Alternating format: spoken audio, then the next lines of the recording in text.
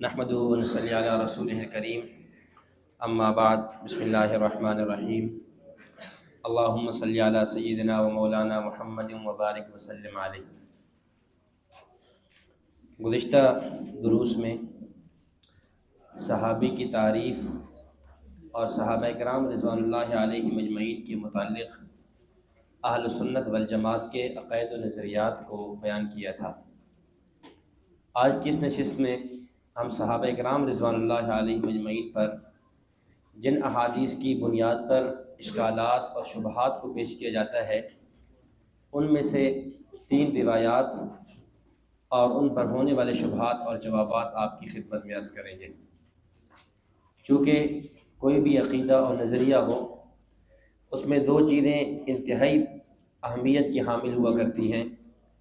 Number 1 تنقیحی مسئلہ، وہ جو عقیدہ ہے یا نظریہ ہے اس میں تنقیح کرنا۔ تنقیح کو آسان لفظوں میں یوں سمجھیں کہ بال کی کھال اتارنا، یہ گہرائی میں جانا، تحقیق میں جانا کہ اصل نقطہ اختلاف کیا ہے، منشأ اختلاف کیا ہے۔ جب تک آدمی نقطہ اختلاف اور منشأ اختلاف کو نہیں سمجھ سکتا، فریق مخالف کے سامنے وہ گفتگو کے لیے ٹھہر نہیں سکتا۔ جب آپ نقطہ اختلاف سمجھ جائیں گے، منشأ اختلاف سمجھ جائیں گے تو فائدہ یہ ہوگا کہ بس اوقات ایسے اعتراضات جو آپ نے کتابوں میں نہیں پڑھے ہوں گے یا ایسے شبہات جو عموماً آپ کے سامنے پیش نہیں کیے گئے، اچانک کسی نشست میں، کسی مجلس میں کوئی شبہ آپ کے سامنے جب پیش کیا جائے گا، نفس اختلاف اور نقطہ اختلاف کو سمجھنے کی وجہ سے اصولی جواب آپ ہر اعتبار سے دے سکیں گے۔ اس لیے کوئی بھی عقیدہ اور نظریہ ہو یا کوئی بھی مسئلہ فقہیہ ہو اس میں نقطہ اختلاف کو سمجھیں۔ نمبر 2 اس اختلاف کو سمجھنے کے بعد اس پر ہونے والے جو اہم شبہات ہیں، جو اہم اعتراضات ہیں جو عموماً کیے جاتے ہیں، ان شبہات کو اور ان اعتراضات کو اور ان کے جوابات کو سمجھیں۔ اب صحابہ کرام رضوان اللہ علیہ مجمعین پر جو اعتراضات ہیں وہ 2 طرح سے ہیں۔ بعض اعتراضات وہ ہیں جن کی بنیاد کتب حدیث ہیں، بعض وہ اعتراضات ہیں جن کی بنیاد کتب تواریخ ہیں۔ یعنی کچھ اعتراضات ایسے ہیں وہ حدیث کی کتابوں سے اٹھائے جاتے ہیں، بطور خاص صحیح البخاری، صحیح مسلم، سنن 4 اور حدیث کی دیگر کتابوں سے ان اعتراضات کو اٹھایا جاتا ہے۔ بعض اعتراضات وہ ہیں جن کی بنیاد کتب تاریخ ہیں۔ معترض کبھی آپ کے سامنے تاریخی تبری لاتا ہے، کبھی ابن خلدون کی تاریخ لائے گا، کبھی الکامل فی التاریخ ابن اسیر جزری کی نقل کرے گا۔ تو یہ جو دوسرے اعتراضات ہیں ان کا جواب دینا آسان ہے، اور وہ اصولی جواب اور اصولی بات ہم پہلے پڑھ چکے ہیں کہ یہ تاریخی اعتراضات ہیں صحابہ کرام رضوان اللہ علیہ مجمعین پر ہونے والے، یہ ہمارے لیے کوئی اعتراض بنتے ہی نہیں ہے، اس لیے کہ ہم نے صحابہ کرام کو جو صحابی مانا ہے اس کی بنیاد تاریخ نہیں ہے، اس کی بنیاد کیا ہے؟ قرآن و حدیث ہے۔ ہم نے ان کو قرآن و حدیث کی روح سے مانا ہے، اور صحابہ کرام قرآنی شخصیات ہیں، حدیثی شخصیات ہیں، وہ تاریخی شخصیات نہیں ہیں۔ اس لیے تاریخی کتب سے ہونے والے اعتراضات کے جوابات دینا وہ بہت آسان ہے۔ لیکن جو پہلی نوعیت کے اعتراضات ہیں وہ اعتراضات جن کی بنیاد کتب حدیث ہیں، بطور خاص صحیح بخاری اور صحیح مسلم، جن کو صحیحین کہا جاتا ہے، متفق علیہ کہا جاتا ہے، گویا جن کی صحت پر امت متفق ہے، اگر ان کتابوں سے اعتراضات پیش کر لیے جائے تو وہاں جواب دینے میں بس اوقات مشکل پیش آتی ہے، اور وہاں اس حدیث کا صحیح معنی اور مفہوم کا سمجھنا ضروری ہوتا ہے۔ اب اس وقت آپ کے سامنے 3 احادیث مبارکہ پیش کی جاتی ہیں، اور ان احادیث کی بنیاد پر جو اعتراضات اٹھائے جاتے ہیں وہ پیش کی جائیں گی۔ نمبر 1 حدیث قرطاس، نمبر 2 حدیث الحوض، اور نمبر 3 حدیث فدق۔ حدیث قرطاس، حدیث حوض اور حدیث فدق۔ حدیث قرطاس کیا ہے؟ صحیح بخاری میں یہ روایت تقریباً 6 مقامات پر موجود ہے۔ کرتاس، کاغذ کو کہتے ہیں کرتاس۔ تو اس حدیث کا خلاصہ اور مختصر مفہوم یہ ہے کہ نبی اکرم صلی اللہ علیہ وسلم کی وفات سے 4 دن قبل کا واقعہ ہے، یعنی آپ صلی اللہ علیہ وسلم کا انتقال پرملال سوموار پیر کے دن ہے، اور یہ واقعہ جمعرات کا ہے، یوم الخمیس کا ہے۔ واقعے کے راوی حضرت عبداللہ بن عباس رضی اللہ تعالیٰ عنہ ہے، تو وہ فرماتے ہیں یوم الخمیس، ما یوم الخمیس، یعنی یہ جو خمیس کا دن تھا، جمعرات کا دن تھا، یہ ہمارے لیے کتنا مشقت کا دن رہا۔ اس میں نبی اکرم صلی اللہ علیہ وسلم بیمار تھے۔ آپ نے فرمایا کہ میرے پاس کوئی کاغذ قلم لے آؤ تاکہ میں آپ کو کچھ لکھ دوں کہ میرے جانے کے بعد تم گمراہ نہ ہو جانا۔ تو وہاں صحابہ کرام رضوان اللہ علیہ اجمعین جو موجود تھے، ان میں سے بعض صحابہ نے کہا، یا اہل بیت کے کسی فرد نے کہا، یا سیدنا عمر بن خطاب رضی اللہ تعالیٰ عنہ نے کہا، چونکہ روایات مختلف ہیں، کہ حسبنا کتاب اللہ، یا رسول اللہ ہمارے لیے کتاب اللہ کافی ہے، قرآن کافی ہے۔ تو انہوں نے کاغذ قلم نہ دیا۔ اب نبی اکرم صلی اللہ علیہ وسلم نے کاغذ قلم مانگا۔ صحابہ کرام رضوان اللہ علیہ مجمعین نے فرمایا کہ ہمارے لیے قرآن کافی ہے، اور اس موقع پر آپ نے کاغذ قلم نہ دیا۔ اب اس حدیث کی بنیاد پر روافض کی طرف سے 3 اشکالات اٹھائے جاتے ہیں۔ ایک شبہ یہ ہے کہ نبی اکرم صلی اللہ علیہ وسلم نے کاغذ قلم منگوایا تھا تاکہ میں حضرت علی رضی اللہ تعالیٰ عنہ کی خلافت بلا فصل لکھ دوں، لیکن صحابہ کرام نے کاغذ قلم نہ دیا تاکہ علی المرتضیٰ رضی اللہ تعالیٰ عنہ کی خلافت بلا فصل کو نہ لکھا جائے۔ ایک شبہ۔ دوسرا شبہ یہ کیا جاتا ہے کہ حدیث کے الفاظ ہیں، حضرت عمر نے فرمایا، احاجر رسول اللہ، کیا رسول اللہ صلی اللہ علیہ وسلم ہمیں چھوڑ کے جا رہے ہیں؟ اب یہاں فریق مخالف معترض وہ حجرہ کا معنی لیتا ہے ہذیان پکنا، بیہودہ گفتگو کرنا، کہ نعوذ باللہ حضرت عمر رضی اللہ تعالیٰ عنہ نے نبی اکرم صلی اللہ علیہ وسلم کی گستاخی کی اور یہ کہا کہ نبی اکرم صلی اللہ علیہ وسلم ہذیان بک رہے ہیں۔ اور تیسرا اشکال عام طور پر یہ منکرین حدیث کی طرف سے ہے کہ حضرت عمر رضی اللہ تعالیٰ عنہ نے کہا، حسبنا کتاب اللہ، ہمیں قرآن کافی ہے، قرآن کے ہوتے ہوئے ہمیں آپ کی حدیث کی ضرورت نہیں ہے، ہمیں آپ کی سنت کی ضرورت نہیں ہے۔ گویا حضرت عمر رضی اللہ تعالیٰ عنہ نے انکار حدیث کیا اور حدیث کی حجیت کو انہوں نے کیا کر دیا؟ انکار کر دیا۔ تو یہ 3 اعتراضات ہیں جو اس حدیث قرطاس کی بنیاد پر اٹھائے جاتے ہیں۔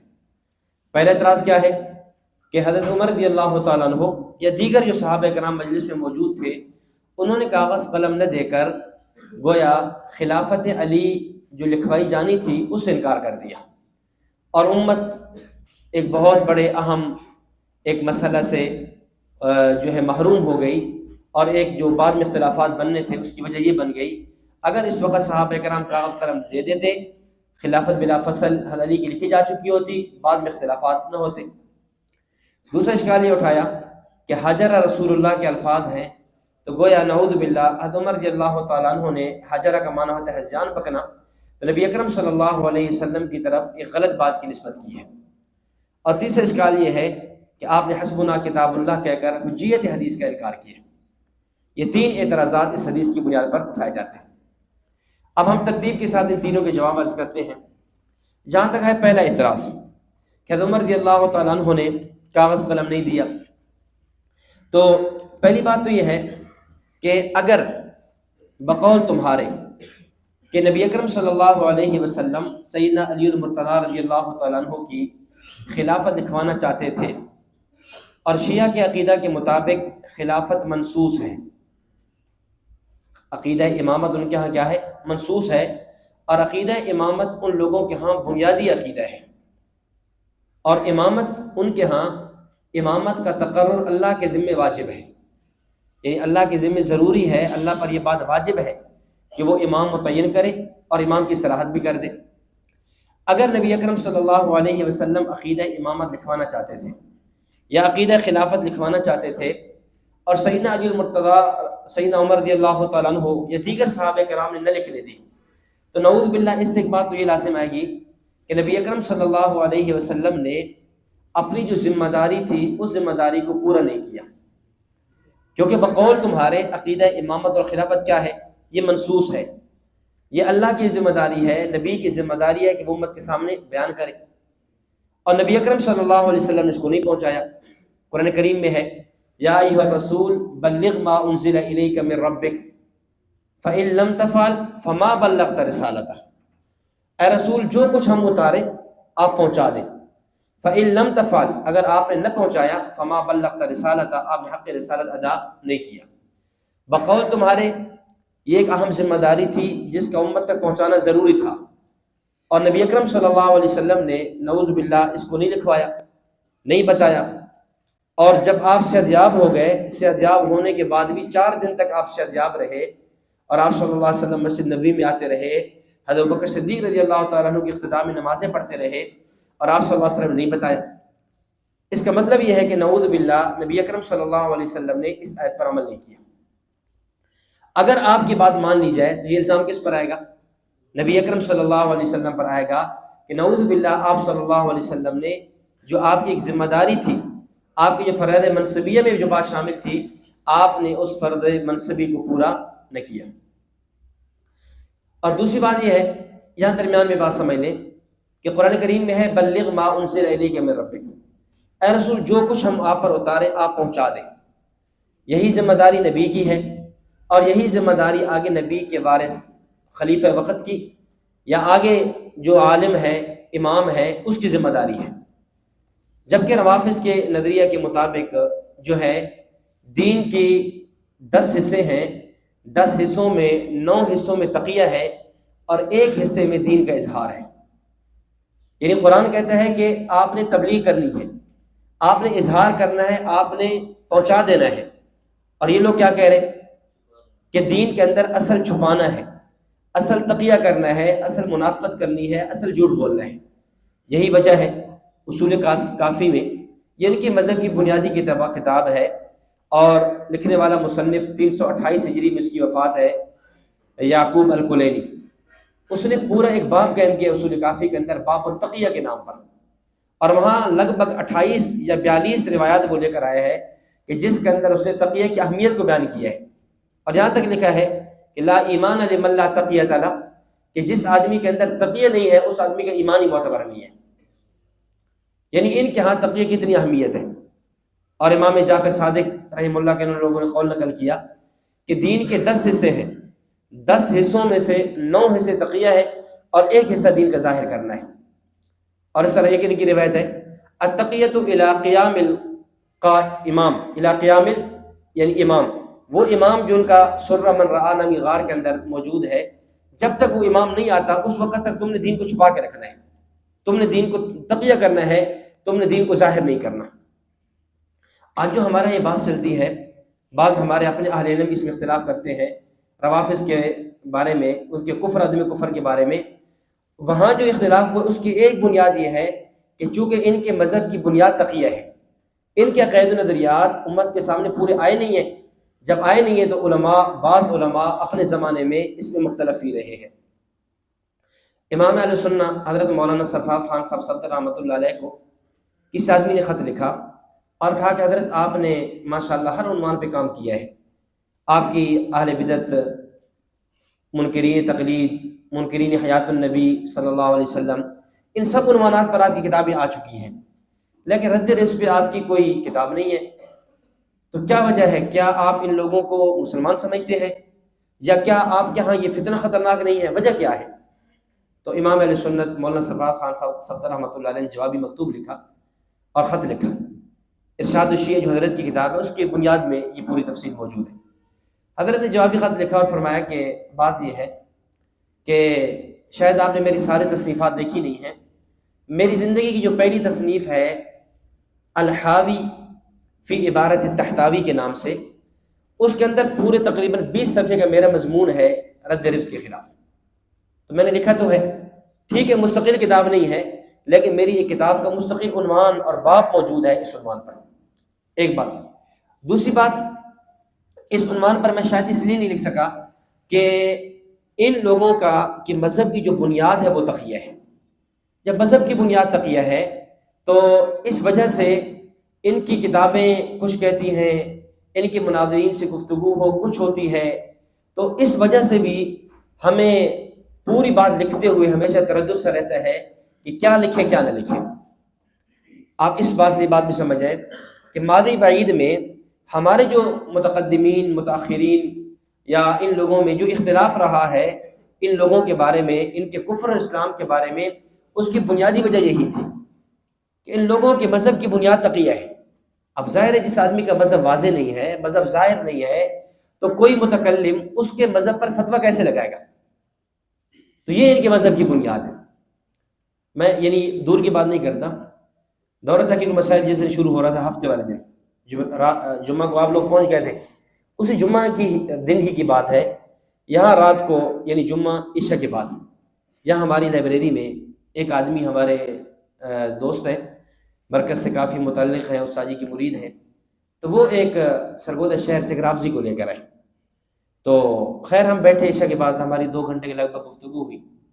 تو جب ہماری گفتگو شروع ہونے لگی تو میں نے ایک بات اس کے سامنے عرض کی، میں نے کہا پہلے ہم اصول متعین کر لیں۔ اس نے کہا، میں نے کہا کس عنوان میں بات کرنی ہے؟ اس نے عقیدہ توحید پر، اصلی کلمہ کیا ہے اس پہ بات کرنی ہے۔ میں نے کہا ٹھیک ہے، وہ تو آپ جو عنوان کہیں گے ہم اس عنوان پہ چلیں گے، لیکن عنوان شروع کرنے سے قبل میں ایک اصول طے کر لینا چاہیے تاکہ اس اصول کی رعایت جو ہے وہ آپ بھی کریں میں بھی کروں۔ اور ظاہر ہے ہر مذہب والوں کے اپنے اصول ہوتے ہیں، آپ کے اپنے اصول ہیں، میرے اپنے اصول ہیں، اور آپ کے اصول کیا ہیں؟ وہ ثقلین ہیں۔ اور یہ بات آپ بھی دین نشین فرما لیں، یعنی واقعہ سنانے کی غرض یہ ہے کہ آپ کے سامنے یہ بات بھی آ جائے کہ کسی رافضی سے گفتگو کرنی ہے تو کرنی کیسے ہے، اور ان کے اصول کیا ہے، اور گفتگو کی بنیاد کیا رکھنی چاہیے۔ تو آپ کے ہاں اصول کیا ہے؟ ثقلین ہے۔ ثقلین یہ ایک اصطلاح ہے۔ ثقلین کا معنی یہ ہے کتاب اللہ اور اہل بیت۔ جب روافض کی کتب میں اصطلاح استعمال ہوگی تو کیا معنی ہوگا؟ قرآن کریم اور اہل بیت۔ اور ویسے قرآن کریم میں سنفرغ لکم ایھا الثقلان، یہاں ثقلان یا ثقلین سے مراد جن و انس ہے، تو ہم بات کر رہے ہیں روافض کی اصطلاح کی، ان کے ہاں ثقلین، اور اس پر مستقل کتاب ہے مولانا نافع صاحب رحمۃ اللہ علیہ کی، حدیث ثقلین کے نام پر۔ تو بھئی آپ کے 2 اصول ہیں، کتاب اللہ اور اہل بیت، قرآن کریم اور اہل بیت۔ ہمارے اصول 4 ہیں، قرآن، حدیث، اجماع اور قیاس۔ تو آپ کے چونکہ 2 اصول ہیں، کتاب اللہ اور اہل بیت، اور یہ جو کتاب اللہ ہے قرآن کریم ہے، میں نے اس کو یہ بات عرض کی کہ قرآن کریم یہ آپ کے ہاں، یہ جو ہمارے پاس قرآن موجود ہے، جو ہماری مساجد میں، مدارس میں، گھروں میں، ہمارے حفاظ کی سنوں میں محفوظ ہے، وہ قرآن بقول آپ کے قرآن نہیں ہے، وہ قرآن تحریف شدہ ہے، وہ محرف شدہ ہے۔ اصل قرآن امام غیب کے پاس ہے، جب وہ آئے گا تو لے کر آئے گا، جب تک نہیں آتا قرآن نہیں ہے۔ تو اس سے پتہ چلا کہ آپ کا جو پہلا اصل ہے نا قرآن، وہ تو ختم ہو گیا، قرآن ہے ہی نہیں نا، ہم بات کس پر کریں؟ بات ختم ہو گئی۔ اب اس پر وہ ڈگمگائے، اس نے کہا نہ یہ بات غلط ہے، یہ ہمارے اوپر الزام ہے۔ وہ کہنے لگا کہ میں نے بچپن میں یہی قرآن پڑھا ہے، ہمارے ساتھ مسجد ہے، ہم اپنے بچوں کو مسجد میں یہی قرآن پڑھاتے ہیں، تو ہم اس قرآن کو مانتے ہیں، ایسا نہیں کہ ہم قرآن کو تعریف شدہ مانتے ہیں۔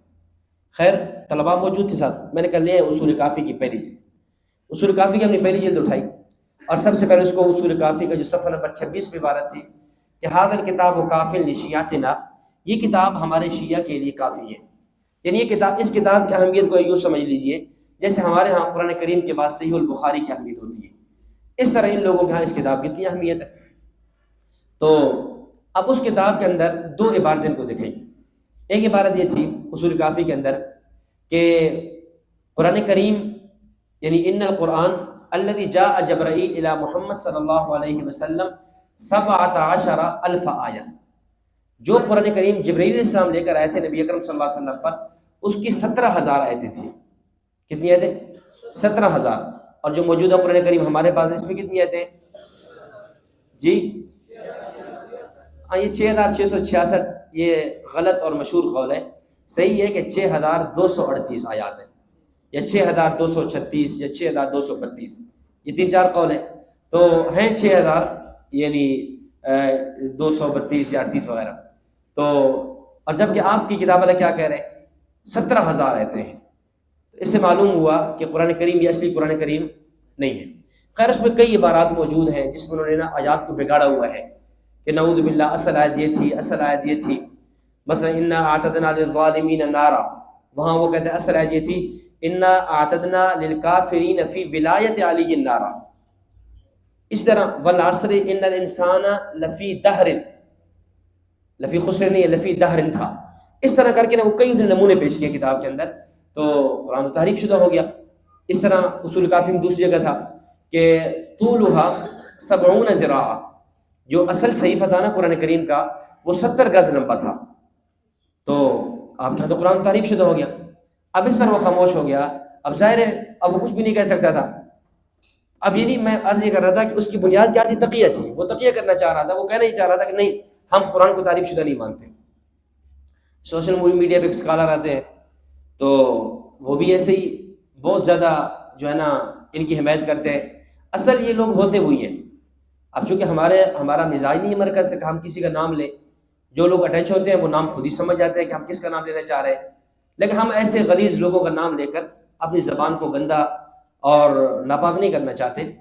تو اب وہ کیا کرتا ہے؟ اب وہ ہے غرضی، لیکن اپنے آپ کیا کہتے ہیں میں سنی ہوں، اور مکمل انہی کی تعلیمات کو بیان کر رہا ہوتا ہے، انہی کا نام لے رہا ہوتا ہے. اب ایک مرتبہ اس کی ویڈیو وائرل ہوئی، وہ کربلا میں پہنچا.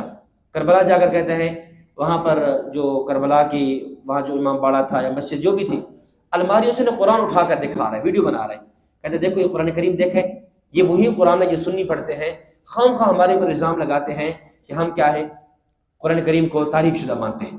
ہمارے یہاں کربلا میں نجف میں یہ قرآن کریم موجود ہے تو ہم کیسے تعریف شدہ مانتے ہیں؟ اب کوئی ظالم کے سامنے یہ عبارتیں پیش کرے کہ اگر تم اسی قرآن کو اصلی قرآن مانتے ہو پھر ان عبارتوں کو کیا مانا ہے؟ اور یہ تمہاری بنیادی کتابیں کہہ رہی ہیں، اور وہ آج کی کتابیں نہیں ہیں. یہ آج سے 1100 سال پہلے کے جو جانے والے لوگ ہیں وہ کتابیں لکھ کے جا چکے ہیں، اور وہ اسی قرآن کو تعریف شدہ کہہ کے جا رہے ہیں. تو خیر میں اس کو یہ بات پر آمادہ کر لیا کہ بھائی اگر آپ تعریف شدہ نہیں مانتے، آپ یہ کہہ دیں میں اس کتاب کو نہیں مانتا. اب اس کے لیے یہ کہنا بھی مشکل ہے کہ میں اصول کافی کو نہیں مانتا، وہ بنیادی کتاب ان کی. تو خیر قرآن کریم تو ہو گیا محرف شدہ، لہذا آپ پوری گفتگو میں قرآن کریم کی کوئی دلیل پیش نہیں کر سکیں گے. کیوں؟ اس لیے کہ قرآن کریم اصلی ہے نہیں. ہاں جب تک امام غیب اصلی قرآن نہیں لے کر آتے اس وقت تک جو ہے نا آپ قرآن کریم کا نام نہیں لے سکتے. باقی دوسری بات رہ جاتی ہے اہل بیت کی. دو اصول ہے نا، قرآن اور اہل بیت.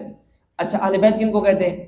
اہل بیت کہا جاتا ہے سیدہ فاطمہ تو زہرا رضی اللہ تعالیٰ عنہ اور سیدنا علی المرتضیٰ رضی اللہ تعالیٰ عنہ.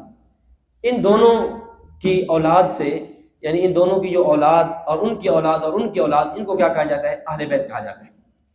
تو یعنی جو اہل بیت کے مفہوم ان کے ہاں ہیں، میں ان کی بات عرض کروں. تو سیدنا علی المرتضیٰ اور سیدنا علی المرتضیٰ حضرت فاطمہ رضی اللہ تعالیٰ عنہ، ان دو کا جب نکاح ہوا تو اس نکاح کے گواہ کون تھے؟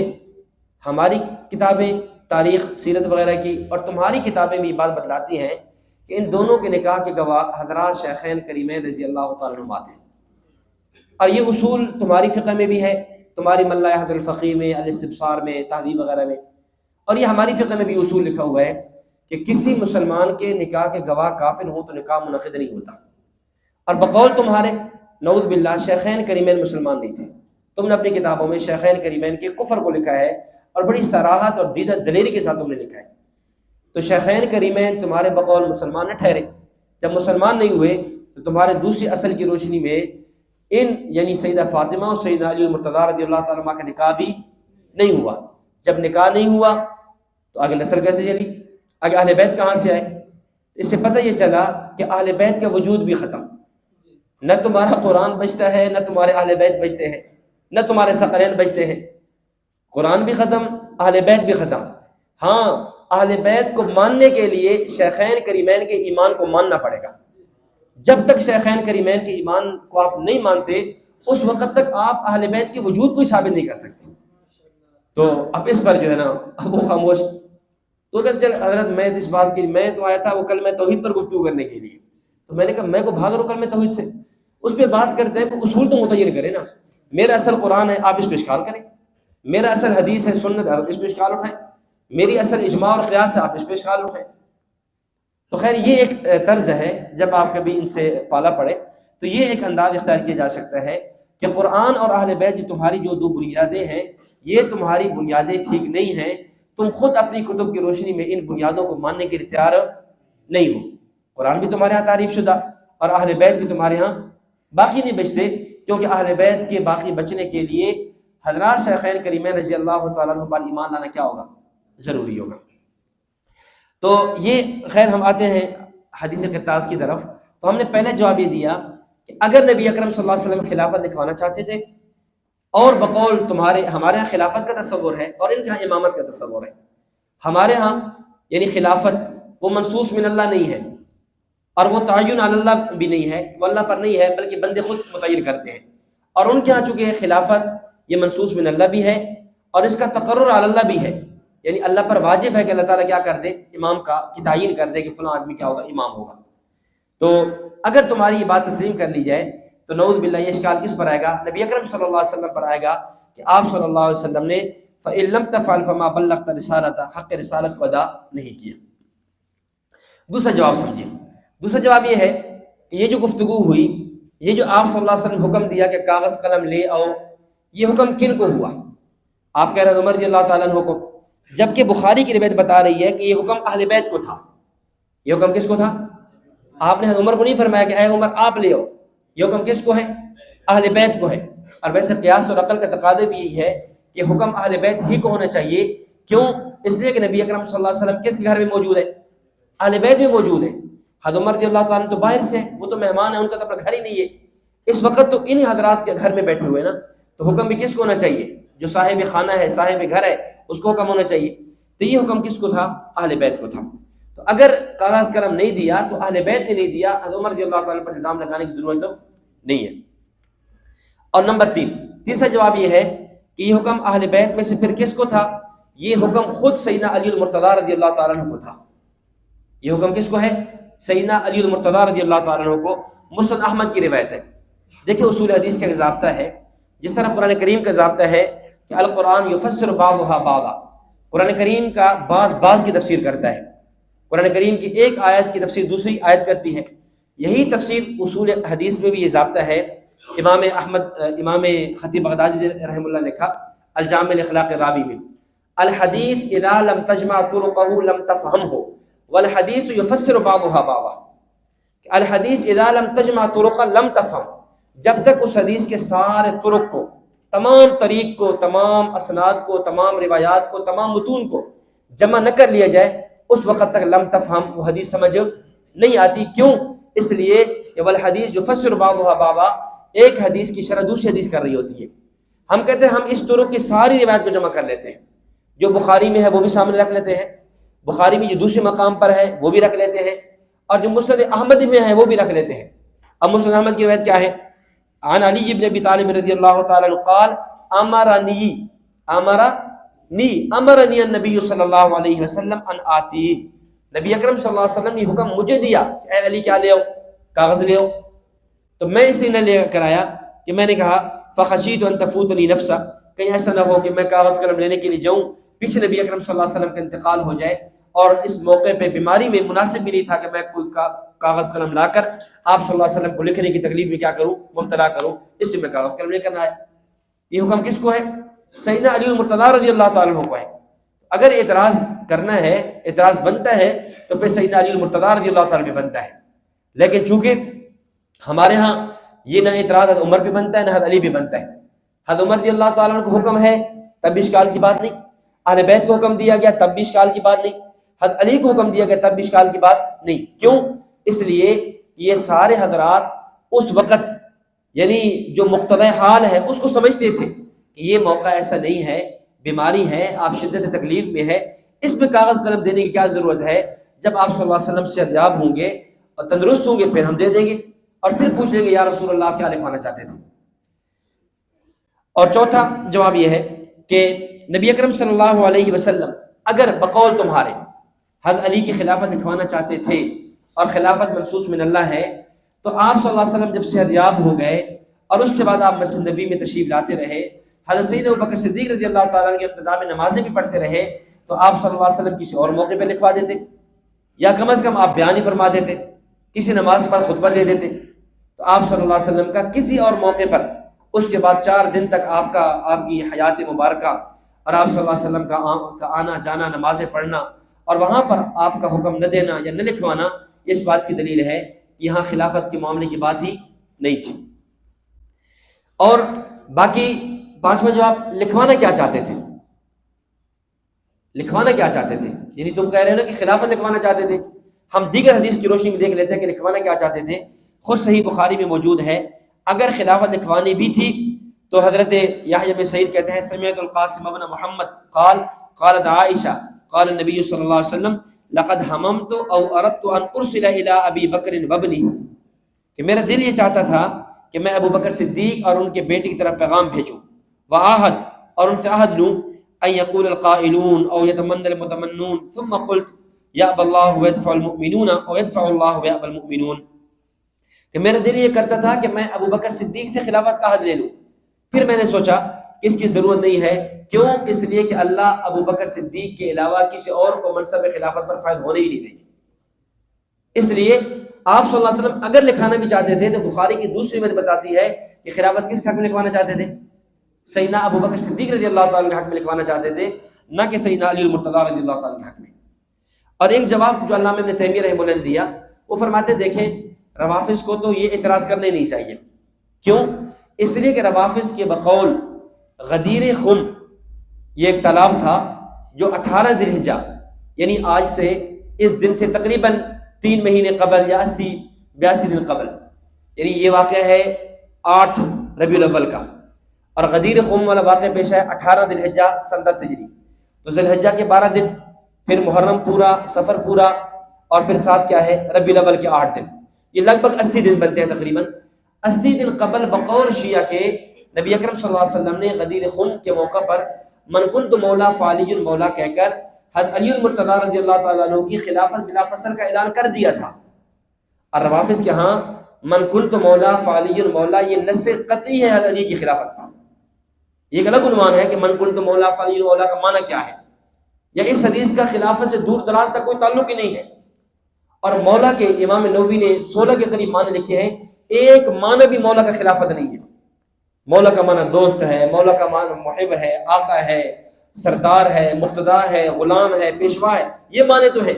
مولا کا ایک معنی بھی اہل لغت نے لفظ خلیفہ یا خلافت بیان نہیں کیا۔ تو من کنت مولا فعلی مولا بقول تمہارے وہ تو ایک عرصہ پہلے 80 دن پہلے حضرت علی کی خلافت کا اعلان ہو چکا تھا، اب یہاں پر نبی اکرم صلی اللہ علیہ وسلم کو خلافت لکھوانے کیا مطلب؟ اب دو باتیں ہیں، یا تو پھر کہو کہ ہم وہ جھوٹ بول رہے ہیں کہ اس موقع پر خلافت کا اعلان نہیں ہوا تھا، جب ہو چکا ہے اور بقول تمہارے وہ نص قطعی ہے، پھر اب خلافت لکھوانے کی کیا ضرورت ہے؟ اس لیے جو لوگ کم از کم غدیر خم اور عید غدیر مناتے ہیں ان کو تو کم از کم اعتراض نہیں کرنا چاہیے، اور ان کو اس حدیث قرطاس کی بنیاد پر حضرت علی المرتضیٰ رضی اللہ تعالیٰ عنہ کی خلافت کی بات نہیں کرنی چاہیے۔ تو سمجھ آ گئی جواب حدیث قرطاس کا جو پہلا اعتراض ہے، اس کے ضمن میں یہ 6-7 جواب آپ کی خدمت درس کیے۔ دوسرا جواب کیا ہے؟ دوسرا اعتراض کیا تھا کہ حاجرہ، آپ نے کیا فرمایا؟ حاجرہ رسول اللہ صلی اللہ علیہ وسلم، کیا نبی اکرم صلی اللہ علیہ وسلم ہمیں چھوڑ کے جا رہے ہیں؟ اب حاجرہ پر اشکال کیا ہے؟ حاجرہ کا معنی کیا ہے؟ جی ہذیان بکنا، نعوذ باللہ۔ ان لوگوں نے حاجرہ کا معنی کیا بیان کیا؟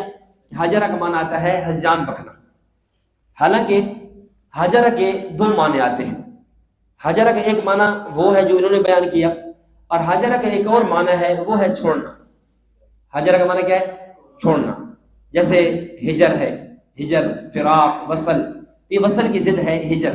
عام طور پر اردو جو غزلیں ہوتی ہیں وہاں پر بھی شعراء یہ 2 اصطلاحات بہت استعمال کرتے ہیں، ہجر اور وصل، یا ہجر اور وصال۔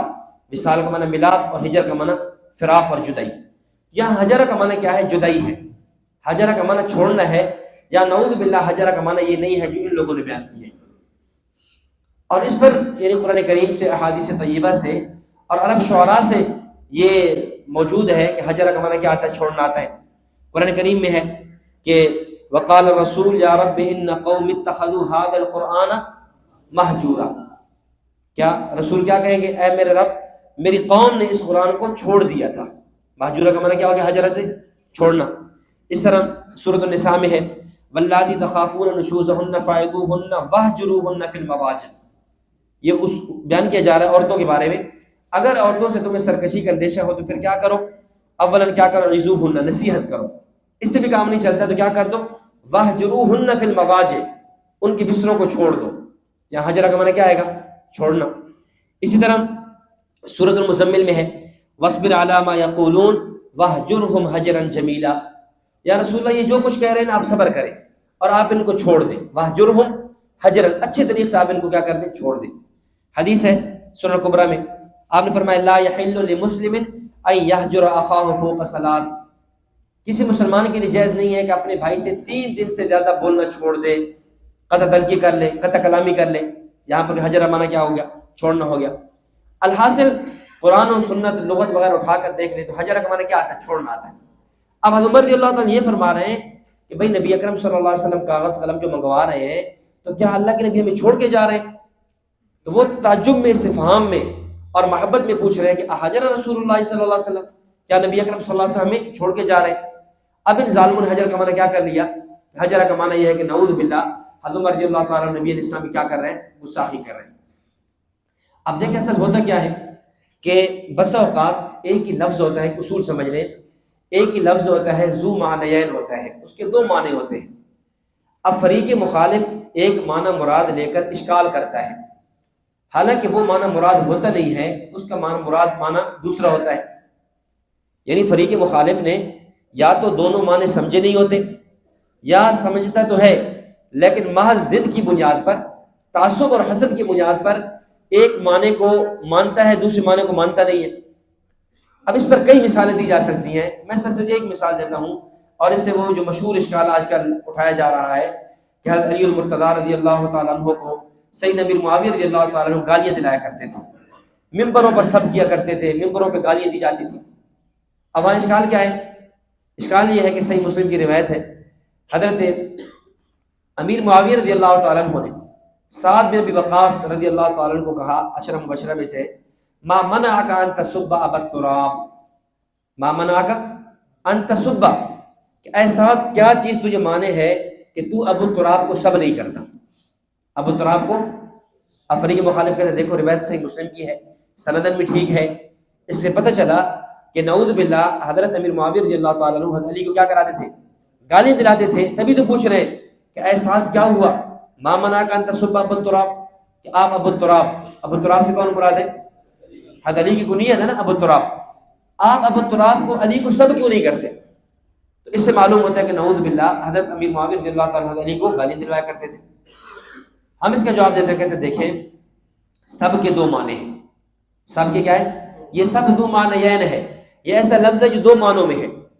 اب سب کا ایک معنی ہے گالی دینا جو تم نے سمجھا ہے، اور سب کا ایک اور معنی آتا ہے، وہ ہوتا ہے ڈانٹنا، سمجھانا، توبیخ کرنا.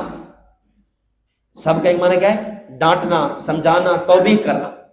یہاں سب کا معنی تم نے لیا گالی دینا، حالانکہ یہاں سب کا معنی گالی دینا نہیں ہے، بلکہ یہاں سب کا معنی کیا ہے، سمجھانا، ڈانٹنا، توبیخ کرنا. اب اس پر وہ کہتے ہیں یہ تو تمہاری اپنی تقریر ہے، یہ تو تم خام خواہ جان چھڑانے کے لیے کر رہے ہو اور حضرت امیر معاویہ کو بچانے کے لیے، دفاع کرنے کے لیے کر رہے ہو. ہم کہتے ہیں نا ایسی بات نہیں ہے. اگر سب کا معنی گالی دینا کرو گے، سب کا معنی گالی دینا کرو گے، پھر ہم چند مقامات ہم بھی آپ کو پیش کر دیتے ہیں، وہاں سب کا معنی گالی کر کے دکھاؤ. وہاں سب کا معنی گالی تم بھی نہیں کرتے، وہاں سب کا تم دوسرا معنی مراد لیتے ہو.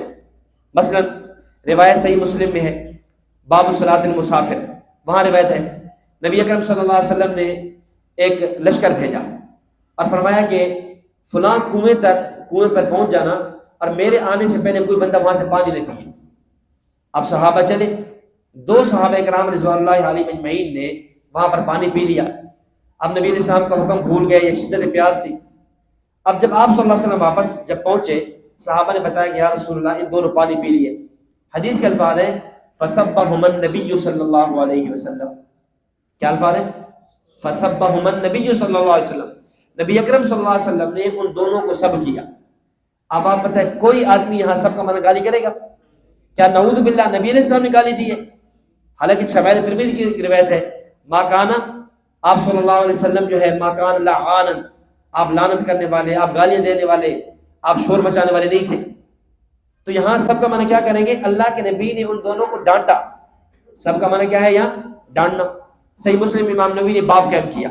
باب کیا ہے کہ اللہم ایما مؤمن سببتہ او جلدتہ او لعنتہ فاجعل لها کفارۃ ورحمۃ.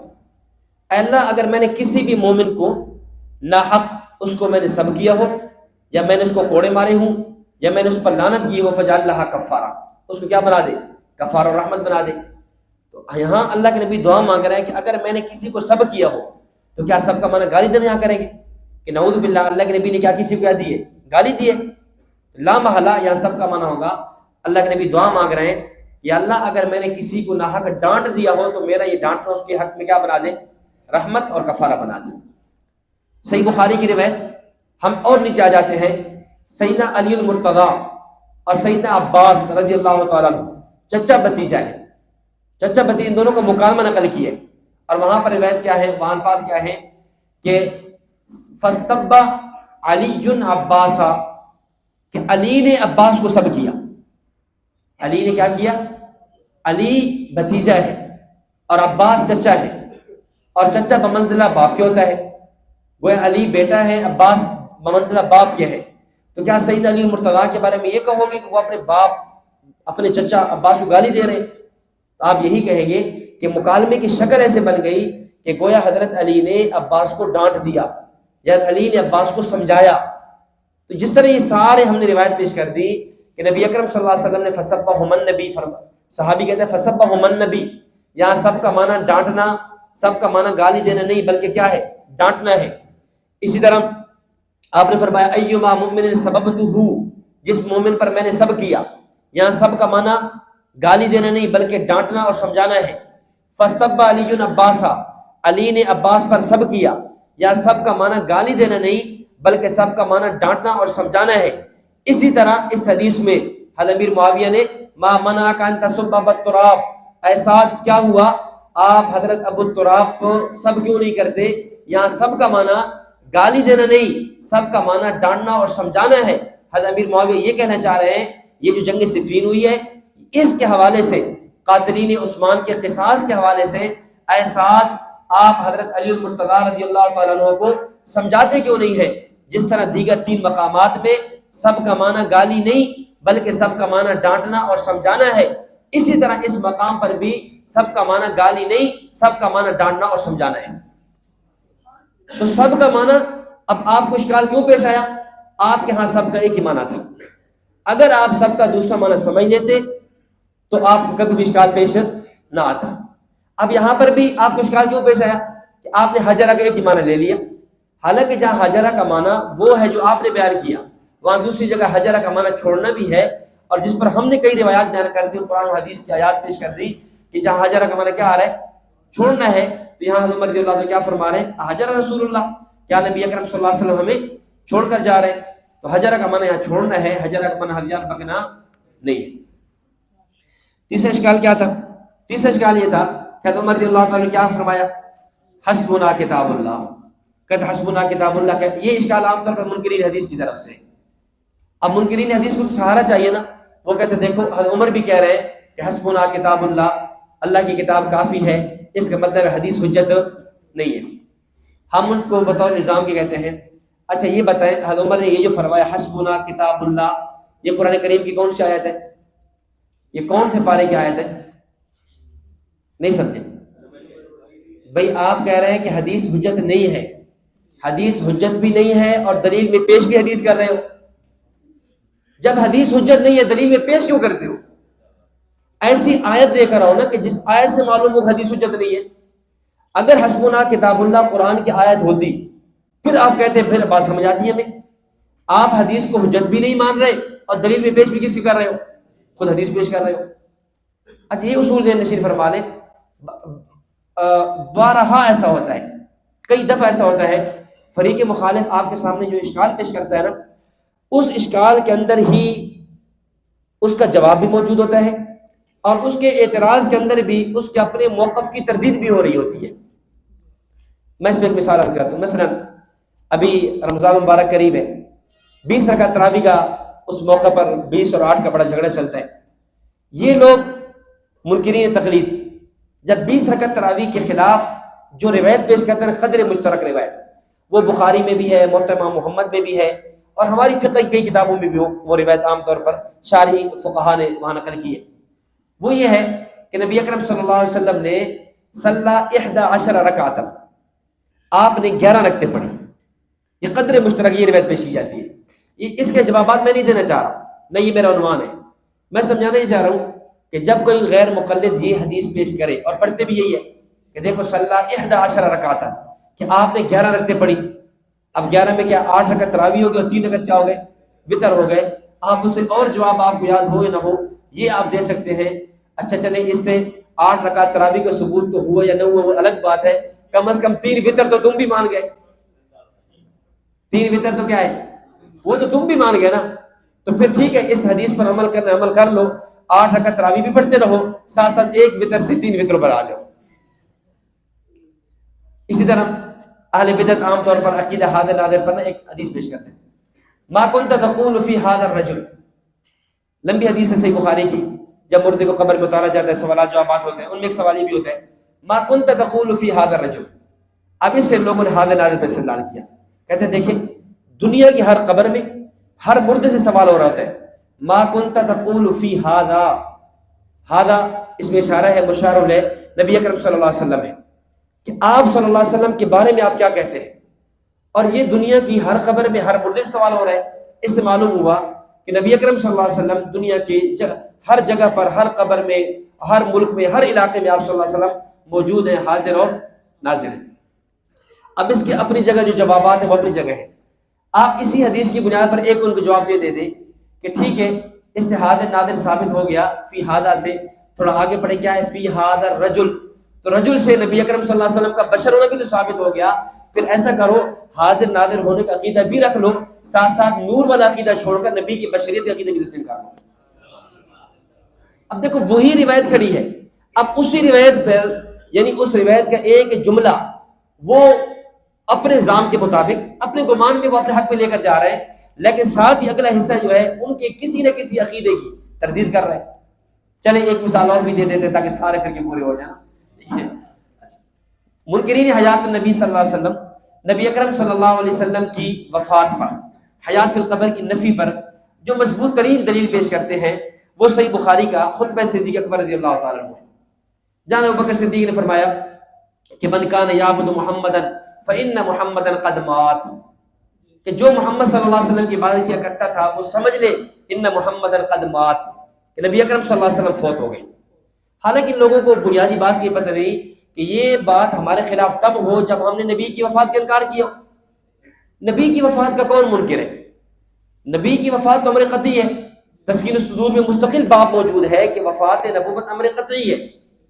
خیر، جب یہ پیش کرتے فإن محمد قد مات، آپ ان کو کہتے تھوڑا اور آگے بھی پڑھ لیں، فرمایا والذی نفسی بید لا یذیقک اللہ الموتتین ابدا، جہاں ابوبکر صدیق نے نبوت کی وفات کا اعلان کیا ہے، ساتھ ہی فرمایا قسم اس کی اس ذات کی، اس سے قبضہ قدرت میری جان ہے، اللہ آپ پر 2 موتیں کبھی جمع نہیں فرمائے گا۔ اللہ پر 2 موتیں، اب ایک موت تو آ گئی نا، اور ایک موت قبر میں جا کر جو عام امتی پر آنی ہے سوال و جواب کے بعد، وہ موت یا رسول اللہ پر نہیں آئے گی۔ عام امتی قبر میں جائے گا، اب اس پر سوال و جواب بعد موت، لیکن نبی قبر میں جاتا ہے، شارحین حدیث کے بقول نبی سے سوال و جواب بھی نہیں ہوتے اور نبی پر موت بھی نہیں ہوتی، بل یستمر حیا، بلکہ نبی اب قیامت تک کی زندہ رہتا ہے، نبی پر کبھی بھی موت نہیں آتی۔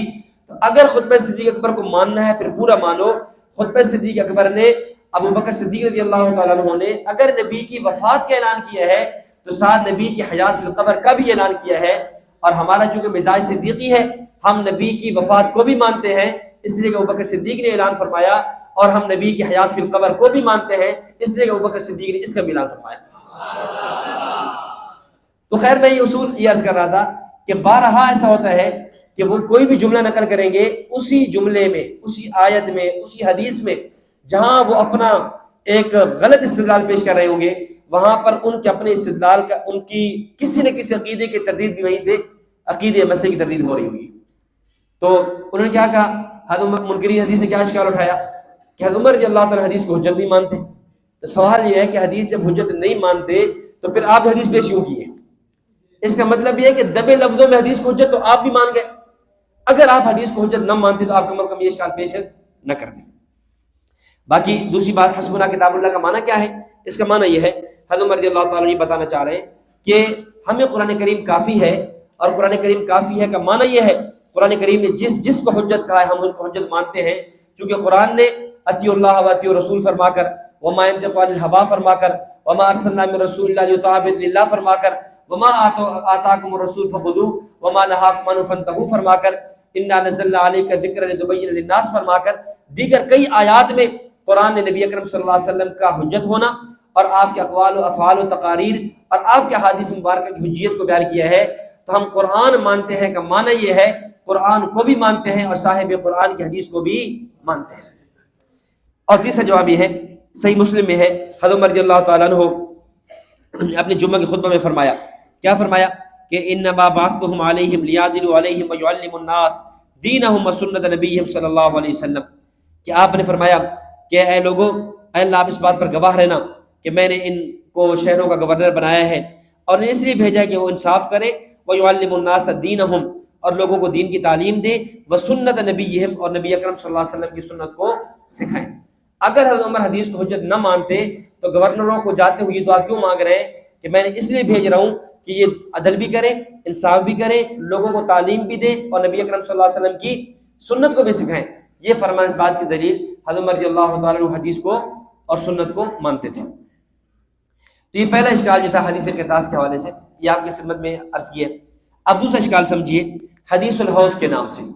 اب میں ذرا اختصار سے چلتا ہوں چونکہ وقت کم ہے تاکہ ہم ان دونوں حدیثوں کو پورا کر سکیں۔ اب اشکال کا یہ بڑا مشہور اشکال ہے حدیث الحوض کے نام پر۔ اشکال یہ ہے، صحیح بخاری میں روایت ہے، نبی اکرم صلی اللہ علیہ وسلم فرماتے ہیں کہ قیامت کا دن ہوگا، میں حوض کوثر پہ کھڑا ہوں گا اور میرے سامنے میرے امت کے کچھ لوگ آئیں گے، اور بعض طرق میں الفاظ ہیں اصحابی، میرے صحابہ آئیں گے، میں ان کو پانی پلانا چاہوں گا تو فرشتے مجھے کہیں گے کہ انک لا علم لک بما احدثوا بعدک انہم ارتدوا علی ادبارہم القہقرا، یا رسول اللہ آپ کے جانے کے بعد یہ لوگ مرتد ہو گئے تھے، آپ کے جانے کے بعد یہ لوگ ایڑیوں کے بل پیچھے لوٹ گئے تھے، آپ کے بعد ان لوگوں نے بدعت شروع کر دی تھی، اس لیے آپ ان کو پانی نہ پلائیں۔ اب منکرین کیا کہتے ہیں؟ منکرین صحابہ وہ کہتے ہیں دیکھو تمہاری کتابوں میں روایت موجود ہے، بخاری مسلم کی روایتیں ہیں کہ حضرت عمر نبی اکرم صلی اللہ علیہ وسلم قیامت والے دن حوض کوثر پہ اپنے صحابہ کو پانی پلانا چاہیں گے، لیکن فرشتے روک دیں گے اور فرشتے کہہ دیں گے کہ آپ کے جانے کے بعد نعوذ باللہ یہ لوگ مرتد ہو گئے تھے۔ اب اس کا جواب سمجھیں، اس کے کئی جواب ہیں۔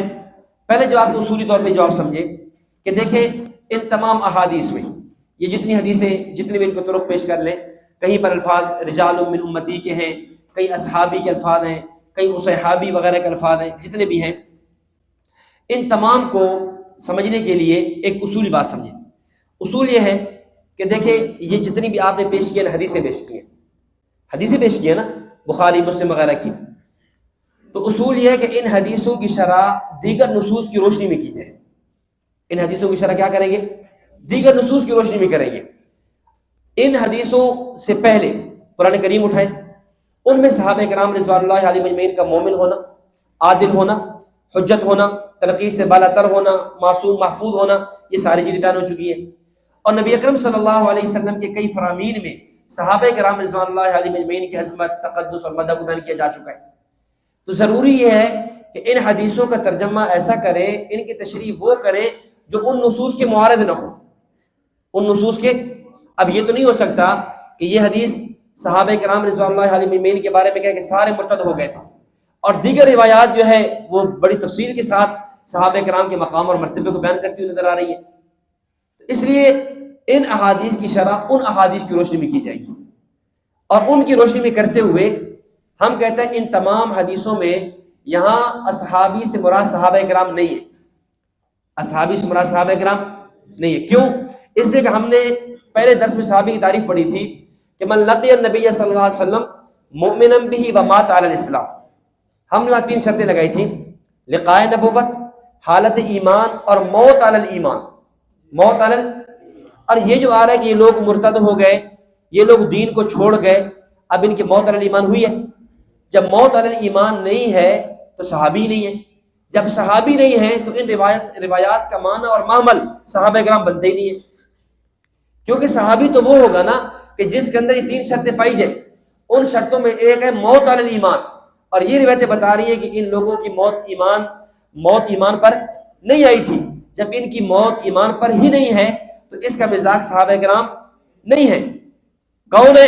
اب شارحین حدیث بتاتے ہیں کہ اس کا مزاق یا منافقین ہے، اس کا مزاق یا اہل بدعت ہے، یا اس کا مزاق کچھ قبائل آئے اور آ کر مرتد ہو گئے تھے۔ ان حدیثوں کا مزاق وہ لوگ ہیں۔ اس لیے ان حدیثوں کا مزاق صحابہ کرام رضوان اللہ علیہم اجمعین کو نہیں ٹھہرایا جائے گا۔ آپ اٹھائیں، آپ نے حدیث کی کتاب لی ہے بخاری کی، آپ شارح بخاری حافظ حجر اسقلانی کو پڑھ لیں، علامہ بدر الدین عینی کو پڑھ لیں، علامہ قسطلانی کو دیکھ لیں، علامہ کرمانی کو دیکھ لیں۔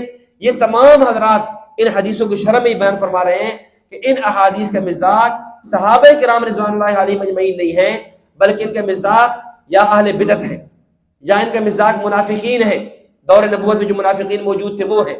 یا ان حدیثوں کا مصداق کون لوگ ہیں؟ وہ لوگ جو اسلام لائے اور مرتد ہو گئے، ان حدیثوں کا مصداق وہ لوگ ہیں۔ اور دوسرا جواب سمجھے، اور یہ جواب الزامی بھی ہے۔ مثلا ہم کہتے ہیں کہ کوئی رافضی یہ ہمارے سامنے حدیث پیش کرے، ہم اس کو یہ جواب دیتے ہیں کہ کل کنا کوئی کسی خارجی سے آپ کی گفتگو ہو جائے تو جو خارجی کس کو کہتے ہیں؟ جو حضرت علی رضی اللہ تعالیٰ عنہ کو مسلمان نہیں سمجھتے، حسنین کریمین سیدہ فاطمہ الزہرا رضی اللہ تعالیٰ عنہ کو مسلمان نہیں سمجھتے۔ کل کنا کوئی خارجی آپ کے سامنے آئے اور خارجی آ کر یہ حدیث پیش کرے، یہ حدیث پیش کر کے کہے کہ اس حدیث سے چونکہ اس میں اصحابی کے الفاظ ہیں، حضرت علی بھی صحابی ہیں، حسن حسین بھی صحابی ہیں، فاطمہ بھی صحابی ہے، لہذا اس سے معلوم ہوا کہ نعوذ باللہ یہ لوگ بھی مرتد ہو گئے ہیں۔ اب تم اس کو کیا جواب دو گے؟ ظاہر تم یہی جواب دو گے کہ ان حدیثوں کا مصداق علی، حسن حسین، فاطمہ نہیں ہو سکتی۔ کیوں؟ اس لیے حضرت علی، سیدہ حسین، سیدہ حسن، سیدہ فاطمہ الزہرا رضوان اللہ علیہم اجمعین، ان سب کے فضائل پر مستقل احادیث موجود ہیں، مستقل ابواب موجود ہیں، اس لیے ان حدیثوں کا مصداق یہ حضرات نہیں ہو سکتے۔ ہم کہتے ہیں یہی جواب جو کل تم کسی خارجی کو دو گے، اے روافض کی جماعت، یہی جواب ہم تمہیں بھی دیتے ہیں۔ ان حدیثوں کا مصداق خلفائے ثلاثہ نہیں ہو سکتے، ان حدیثوں کا مصداق اصحاب بدر نہیں ہو سکتے، ان حدیثوں کا مصداق اصحاب احد و خندق نہیں ہو سکتے، ان حدیثوں کا مصداق بیت رضوان والے، فتح مکہ والے نہیں ہو سکتے۔ کیوں؟ اس لیے کہ خلفائے ثلاثہ، ابو بکر کے بارے میں مستقل احادیث ہے، حضرت عمر کی شان پر مستقل احادیث ہے، حضرت عثمان، علی مرتضیٰ کی شان پر مستقل احادیث ہے، بدریوں کے بارے میں مستقل احادیث ہے، احد والوں کے بارے میں مستقل احادیث ہے، بیت رضوان والوں کے بارے میں مستقل حدیث ہے، فتح مکہ والوں کے بارے میں مستقل حدیث ہے۔ لہذا جب ان کے بارے میں مستقل روایات موجود ہیں تو ان حدیثوں کا محمل وہ نہیں ہو سکتے۔ جس طرح ان روایات کا محمل بقول خوارج علی، حسن، حسین کو ٹھہرائے تو وہ غلط ہے، وہ نہیں ہو سکتے۔ کیوں؟ ان کے فضائل پر مستقل روایات موجود ہیں۔ اسی طرح ان روایات کا محمل خلفائے ثلاثہ، بدریین، احد، بدر یہ شمار بھی نہیں ہو سکتے۔ کیوں؟ اس لیے کہ ان کے فضائل پر مستقل روایات موجود ہیں، اس لیے ہم ان روایات کا معنی نہ حضرت اس روایات کی بنیاد پر نہ اہل بیت کو متون سمجھتے ہیں، اور نہ ہی ان روایات کی بنیاد پر خلفائے ثلاثہ، عشرہ مبشرہ، بدریین وغیرہ کو متون سمجھتے ہیں، بلکہ ان روایات کا معنی وہ کیا جائے گا جو معنی شارحین حدیث نے کیا۔ ان روایات کا معنی وہ بیان کیا جائے گا کہ جو محدثین نے ان کا مزاج بیان کیا ہے، اور وہ معنی بیان کیا جائے گا کہ اس کی بنیاد پر دیگر نصوص کا آپس میں ٹکراؤ، آپس میں تعارض، آپس میں تضاد لازم نہ آئے۔ اور اس کے لیے ضروری یہ ہے کہ ان آیات، ان احادیث کا مزاج کون ہے؟ یا منافقین ہے، کون ہے؟ یا مرتدین ہے، یا اس کا مصداق اہل بدعت ہے۔ لہذا انہی کو مصداق لیا جائے گا، خلفائے ثلاثہ یا دیگر صحابہ کرام کو ان کا مصداق ٹھہرانا غلط ہے۔ یہ ایک الزامی جواب ہے کہ اگر آپ بولوگے تو پھر کل کلا یہ بھی اشکال ہو سکتا ہے، لہٰذا اصولی جواب دیا جائے گا اور یہ کہا جائے گا ان حدیث کے مصداق یہ لوگ نہیں ہو سکتے۔ باقی ممکن ہے کوئی یہ کہہ دے اگر صحابہ کرام مراد نہیں ہے تو پھر اصحابی کے لفظ کیوں ہے؟ اشکال تو ہو سکتا ہے نا کہ جب صحابہ، تم کہہ رہے صحابہ مراد نہیں ہے تو وہاں تو حدیثوں میں الفاظ کھڑے ہیں اصحابی، کئی الفاظ ہیں اصحابی، کئی الفاظ ہیں رجال، کئی الفاظ ہیں ناس، کئی الفاظ ہیں رجال من امتی، کہیں پر الفاظ ہے ناس من امتی، الفاظ تو موجود ہیں صحابہ کے، پھر کیا کہو گے؟ اس کا جواب یہ ہے کہ یہ جو صحابہ کا لفظ ہے نا، لفظ صحابہ، یہ لغتن ہے. یہ کیا ہے؟ لغتن ہے، کہ اس کا مزاج حقیقتاً صحابہ کرام نہیں ہے. وہ کیسے؟ اس پر بطور مثال کے سمجھے. دیکھیں صحیح بخاری میں روایت ہے، ایک موقع پر صحابہ کرام رضوان اللہ علیہ مجمعین ایک غزوہ سے واپس آ رہے تھے، تو ایک کنویں پر ٹھہرے تو عبداللہ بن ابی رئیس المنافقین، اس نے صحابہ کرام کے بارے میں نا اور نبی اکرم صلی اللہ علیہ وسلم کی شان میں کچھ توہین امیز کلمات کہہ دی، جس کا شان نزول سورۃ المنافقون 28 پارے میں، کہ کہا نعوذ باللہ ہم جائیں گے تو ہم عزت والے، یعنی نعوذ باللہ منافقین، ہم عزت والے ذلت والے نبی کو مدینہ سے نکال دیں گے. جب یہ الفاظ کہے تو وہاں پر حضرت زید بن ارقم رضی اللہ تعالیٰ عنہ وہ نبی اکرم صلی اللہ علیہ وسلم کے پاس آیا اور آ کر واقعہ بتایا. خیر لمبا واقعہ، اس کا خلاصہ یہ ہے کہ آپ صلی اللہ علیہ وسلم نے عبداللہ بن ابی کو بلایا. عبداللہ بن ابی نے کہا کہ میں نے کوئی ایسی بات نہیں کہی، ہم تو آپ سے محبت رکھتے ہیں، فلاں فلاں، یہ چھوٹے بچے ہیں، یہ لڑانا چاہتے ہیں. آپ نے حضرت زید بن ارقم رضی اللہ تعالیٰ کو ڈانٹا اور بات ختم ہو گئی. اب اس کے بعد وحی نازل ہو گئی اور سارا واقعہ بتلا دیا گیا کہ زید بن ارقم سچا تھا، اور آپ صلی اللہ علیہ وسلم کے پاس جو عبداللہ بن ابی آیا تھا اس نے خام خواہ جھوٹ بولا تھا.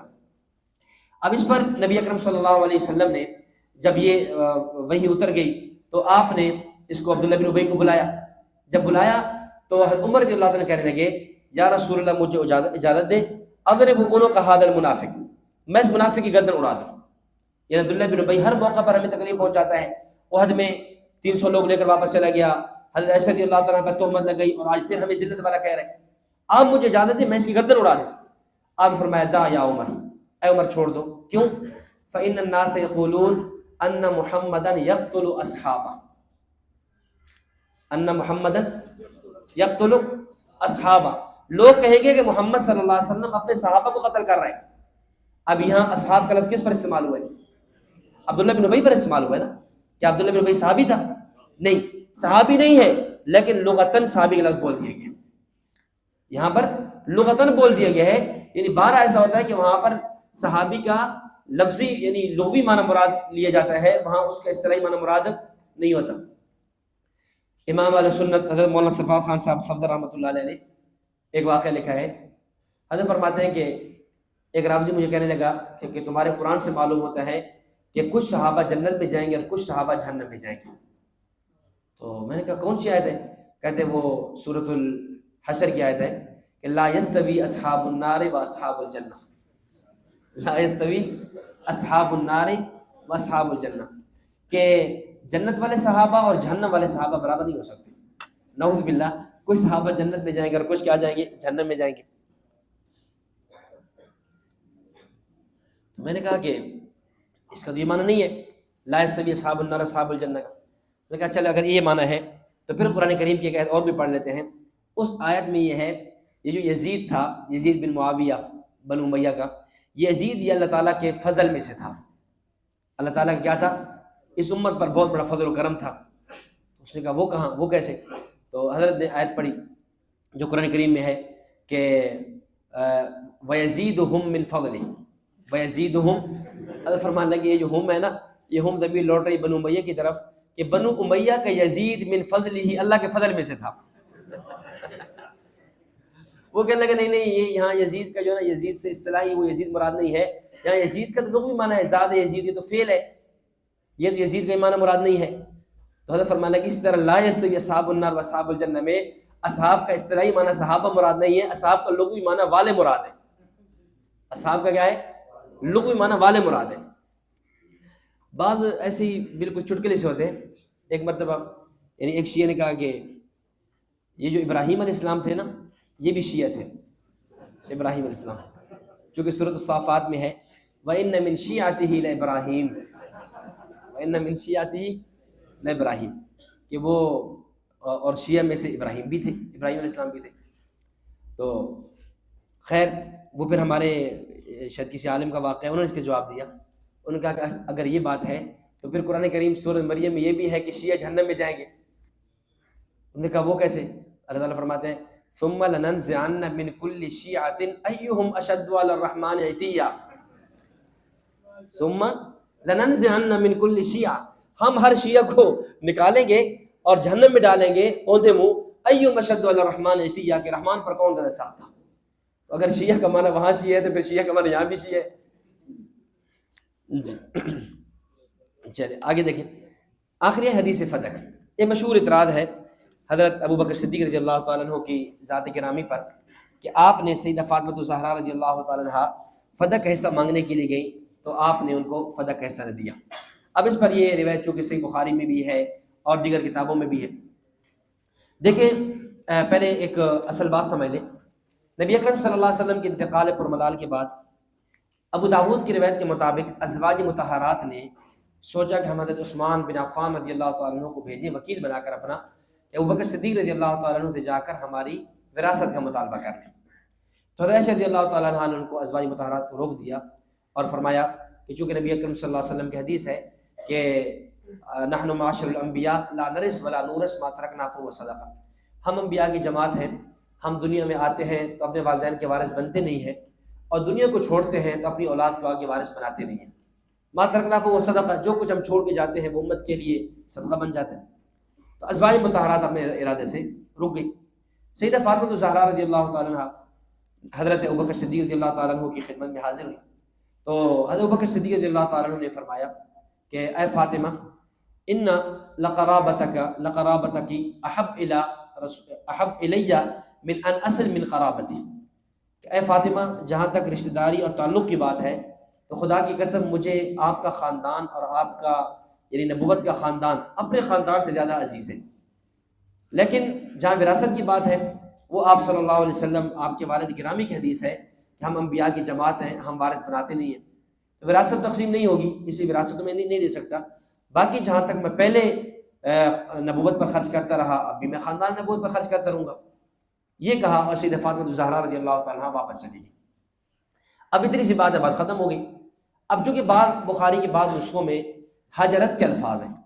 حجرت کا معنی چھوڑنا, یعنی حضرت فاطمہ نے چھوڑ دیا. بعض الفاظ ہیں فلم تکلم, حضرت فاطمہ نے گفتگو کرنا چھوڑ دی. اب یہاں دو اعتراض ہیں. ایک اعتراض یہ ہے کہ حضرت ابوبکر صدیق نے سیدہ فاطمہ کو حصہ کیوں نہیں دیا, اور دوسرا اعتراض یہ ہے کہ حضرت فاطمہ ناراض ہو کر چلی گئی. دو اعتراض ہو گئے. نمبر ایک, حضرت ابوبکر صدیق نے حضرت فاطمہ رضی اللہ تعالیٰ عنہ کو حصہ کیوں نہیں دیا, اور نمبر دو ناراض ہو کر چلی گئی. جہاں تک پہلی بات ہے وہ تو بالکل واضح ہے کہ حضرت ابوبکر صدیق رضی اللہ تعالیٰ نے حصہ نہیں دیا. اس کی بنیاد نبی اکرم صلی اللہ علیہ وسلم کا فرمان ہے. چونکہ آپ صلی اللہ علیہ وسلم کی حدیث مبارک ہے کہ انبیاء کی وراثت تقسیم نہیں ہوتی, اس لیے آپ صلی اللہ علیہ وسلم کی وراثت کو حضرت ابوبکر صدیق رضی اللہ تعالیٰ نے تقسیم نہیں کیا. اور یہ عمل کوئی سیدنا ابوبکر صدیق کا نہیں ہے, یہی عمل سیدنا عمر کا تھا, یہی عمل سیدنا عثمان کا تھا, یہاں تک کہ یہی عمل سیدنا علی المرتضیٰ رضی اللہ تعالیٰ عنہ کا بھی تھا. جب حضرت علی کا دور آیا تو حضرت علی المرتضیٰ رضی اللہ تعالیٰ عنہ نے بھی فدق میں حصہ نہیں دیا. یعنی حضرت علی المرتضیٰ جب کا دور آ گیا تو بقول ان لوگوں کے نعوذ باللہ علی پہلے مجبور تھے, اب تو آپ اپنا دور حکومت ہے, اب تو آپ مجبور نہیں ہیں, آپ کو سارے اختیارات ہیں, خلافت آپ کے پاس ہے, بقول تمہارے امامت آپ کے پاس ہے, سب کچھ آپ کے پاس ہے, اور آپ کے بیٹے حسنین کریمین بھی موجود ہیں, اب تو دے دیں وراثت, فدق میں تقسیم کر دیں. لیکن سیدنا علی المرتضیٰ رضی اللہ تعالیٰ عنہ نے بھی نہیں دیا. حضرت علی نے نہ دے کر گویا سیدہ یعنی خلفائے ثلاثہ کے فیصلے پر مہر لگا دی کہ جو فیصلہ خلفائے ثلاثہ کا تھا وہی فیصلہ مجھ علی کا ہے. حضرت تھانوی صاحب رحمہ اللہ کی ملفوظات میں ہے, حضرت تھانوی صاحب فرماتے ہیں کہ میری ایک رافضی سے بات ہوئی تو میں نے اس کے سامنے یہی جواب دیا. میں نے کہا کہ دیکھیں حضرت علی نے بھی تو نہیں دیا, اگر آپ اس بنیاد پر اعتراض خلفائے ثلاثہ پہ کرتے ہیں پھر علی پر بھی کریں رضی اللہ تعالیٰ عنہ پر. تو وہ مجھے کہنے لگا کہ اصل میں جو اہل بیت ہے نا, اہل بیت کا مزاج یہ ہے کہ غصب جو چیز ایک دفعہ سے ہو جائے نا وہ واپس نہیں لیا کرتے ہیں. چونکہ ایک دفعہ فدق غصب ہو چکا تھا نا ان سے, اس لیے علی کی غیرت نے گوارا نہیں کیا کہ وہ مغصوب شدہ فدق کو واپس لے لے یا واپس اپنی اولاد کو دے لے.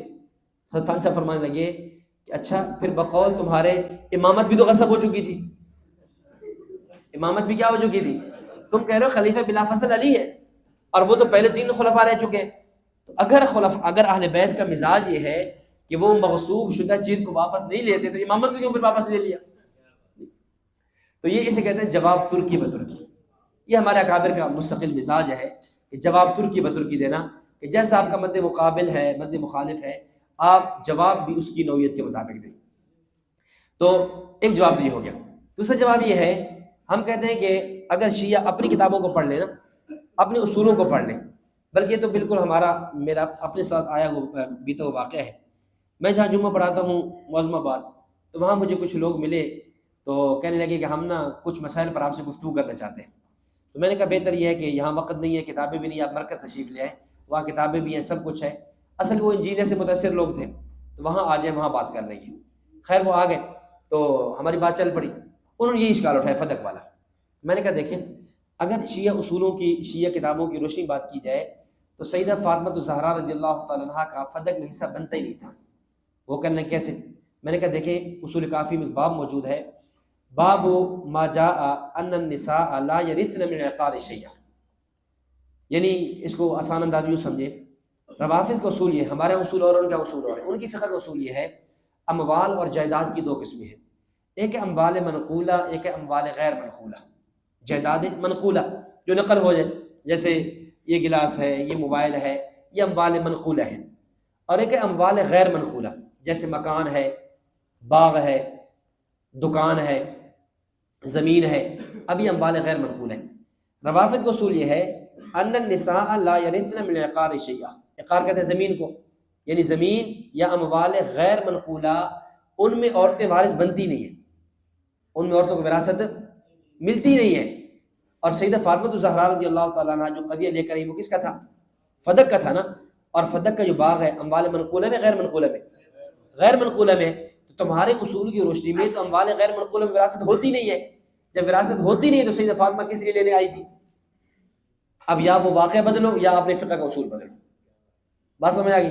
ایک اچھا، میں نے جب یہ بات بیان کی نا تو وہاں ایک بندہ بیٹھا تھا، کوٹ مومن کا تھا، وہ مجھے کہنے لگا کہ مولانا صاحب آپ بالکل ٹھیک کہہ رہے، کہتے کچھ عرصہ پہلے ہمارے کوٹ مومن میں جھگڑا چلا، تو ایک رافضی کا اور ایک سنی کی کو وراثت کا مسئلہ چل رہا تھا، تو وہاں پر ہمارے وکیل نے، ہمارا جو سنی وکیل تھا نا، اس نے بھی بھائی اس عورت کا حصہ نہیں بنتا، یہ زمین کا جھگڑا ہے نا، تو شیعہ اصول کے مطابق عورتوں کو زمین میں حصہ نہیں ملتا۔ اس نے بھی یہی دلیل پیش کی تھی، اس نے بھی کیا ہے، ہمارے وکیل نے بھی یہی دلیل پیش کی تھی کہ بھئی یہ شیعہ عورت ہے اور اس کو ان کی کتابوں کی روشنی میں فیصلہ کریں گے اور یہ وراثت نہیں ملے گی۔ تو ہمیں اور تسلی ہو گئی، اس کا مطلب یہ ہے کہ یہ 1100 سال پہلے کلینی نہیں لکھا، آج بھی اس پر عمل ہو رہا ہے۔ خیر ایک الزامی جواب ہے۔ دوسرا الزامی جواب یہ ہے کہ دیکھیں سیدہ فاطمہ الزہرا رضی اللہ تعالیٰ عنہ باغ فدق حصہ مانگنے کے لیے گئی۔ روافض کا اصول یہ ہے کہ کسی بھی مومنہ کے لیے، یعنی کسی بھی عورت کے لیے، شیعہ عورت کے لیے جائز نہیں ہے کہ وہ خلیفہ غاصب کے پاس اپنا حق مانگنے کے لیے جائے، خلیفہ غاصب کے پاس اپنا حق مانگنے کے لیے جائے۔ تو ہم کہتے ہیں سیدہ فاطمہ الزہرا رضی اللہ تعالیٰ عنہ جو گئی ہیں، تمہارے اصول کے مطابق غاصب کی بات تو جا نہیں سکتی، اس کا مطلب ہے کہ سیدہ فاطمہ گئی بھی ہیں، ساتھ بتا بھی دیا کہ میں غاصب نہیں، خلیفہ برحق کے پاس آئی کھڑی ہوں۔ کس کے پاس آئی کھڑی ہوں؟ خلیفہ برحق کے پاس آئی کھڑی ہوں۔ تو یہ خیر چند الزامی جوابات ہیں۔ تو یہ آپ کے فائل میں کئی دلیلیں موجود ہیں، شیعہ کتب سے بھی دلائل موجود ہے کہ انبیاء کی وراثت تقسیم نہیں ہوتی۔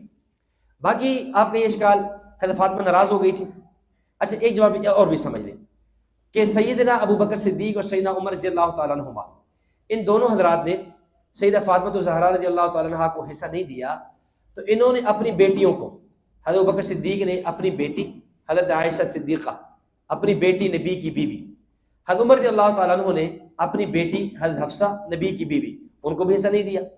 حالانکہ وراثت جب تقسیم ہوا کرتی ہے، جیسے بیٹوں کو ملا کرتی ہے بیٹے بیٹیوں کو، اسی طرح بیویوں کو بھی تو ملتی ہے۔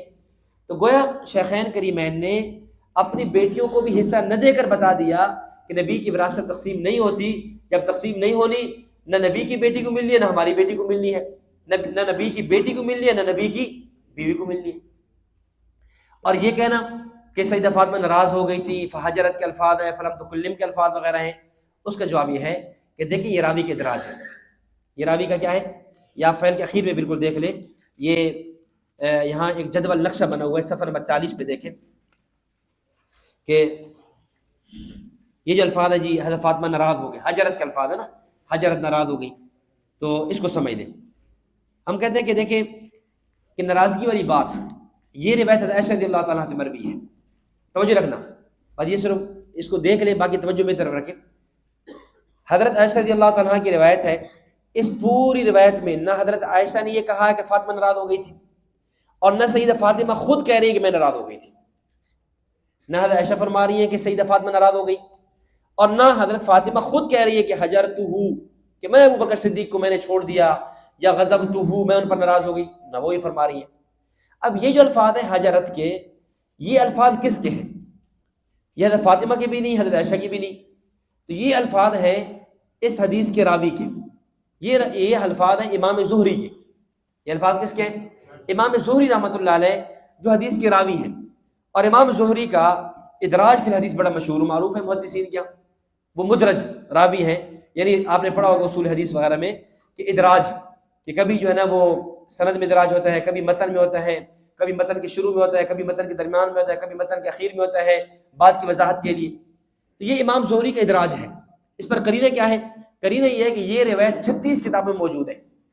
یہ والی روایت جس میں یہ الفاظ ہیں یہ 36 کتابوں میں موجود ہے. یہ آپ کے سامنے کتابوں کے نام لکھے گئے ہیں. یعنی 36 مقامات پر، کتابیں 15 ہیں، مقامات 36 بنتے ہیں. مصنف عبدالرزاق میں 1 دفعہ، طبقات میں 2 دفعہ، بخاری میں 5 دفعہ.